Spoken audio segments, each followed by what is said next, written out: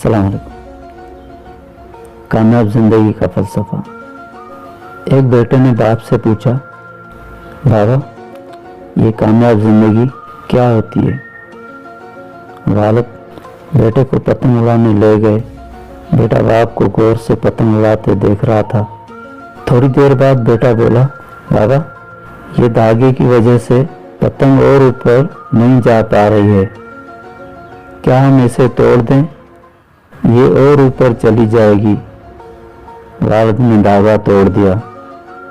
पतंग थोड़ा सा और ऊपर गई और इसके बाद लहरा कर नीचे आई और दूर अनजान जगह पर जाकर गिर गई।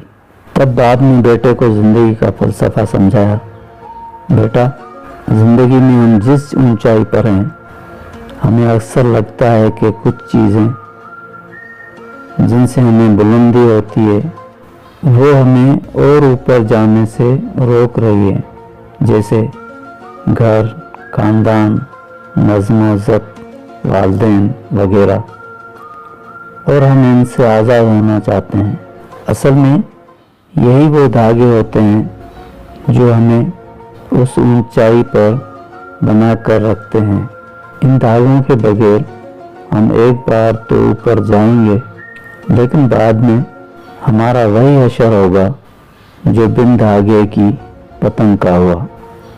लिहाजा ज़िंदगी में अगर तुम बुलंदियों पर बने रहना चाहते हो तो कभी भी इन धागों से रिश्ता मत तोड़ना। धागे और पतंग जैसे तलक के कामयाब तवाज़ुन से मिली हुई ऊंचाई को ही कामयाब जिंदगी कहते हैं बेटा।